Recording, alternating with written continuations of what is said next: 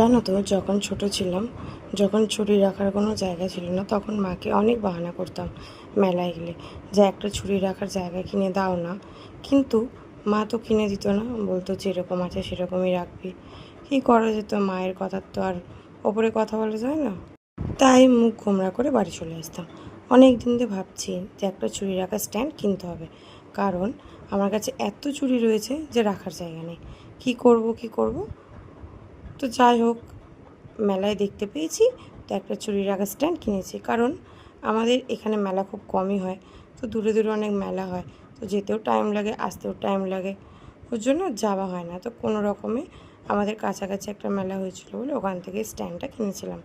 তো ভাবলাম স্ট্যান্ডটা যেন কেমন ফাঁকা ফাঁকা লাগছে, তো তাকে একটু নতুন করার চেষ্টা করলাম।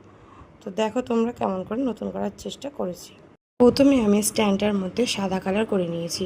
আমি এখানে ফেব্রিকের অ্যাক্রিলিক কালার ইউজ করেছি। এখানে আমি প্রথমে সাদা কালার করেছি, কারণ সাদা কালার করলে তার মধ্যে সব রঙই ভালো ফোটে। তো কালারটাকে আমি ভালো করে শুকিয়ে নিয়েছি।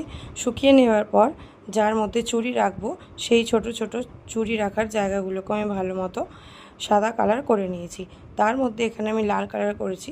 দেখো, লাল কালার করার পর কিন্তু কালারটা ভালো মতো ফুটেছে। তার মধ্যে আমি সাদা কালার দিয়ে ভালো মতো, দেখো, আমি ছোট ছোট ডিজাইন করে নিয়েছি। আমি নিচে ডিজাইন করে নেওয়ার পর ওপরটা ফাঁকা লাগছিল বলে ওপরেও আমি কিছু ডিজাইন ছোট ছোট করে এঁকে নিয়েছি। ওপরটাতে ফাঁকা লাগছিল, তো ওখানেও কিছু অ্যাড করেছি। তারপর দেখো, যার মধ্যে চুড়ি রাখবো সেগুলোতেও মধ্যে ছোট ছোট আমি কিছু ছোট ছোট ডিজাইন করে নিয়েছি।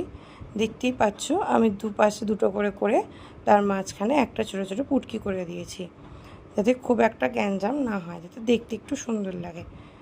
তো দেখো, আমার করা হয়ে গেছে স্ট্যান্ডটা কেমন লাগছে দেখে আমাকে জানিও। তার মধ্যে ছোট ছোট যার মধ্যে চুড়ি রাখবো সেগুলোও রেডি। তো দেখে নাও কেমন লাগছে। তো দুটো মিলিয়ে কেমন লাগলো অবশ্যই আমাকে জানিও কিন্তু। তো জানিও আমার এই হাতের কাজটা তোমাদের কেমন লাগলো। তো আমি এটাকে একেবারে চুড়ি রাখার স্ট্যান্ডে দাঁড় করিয়ে তোমাদেরকে দেখিয়ে দিচ্ছি কেমন লাগলো।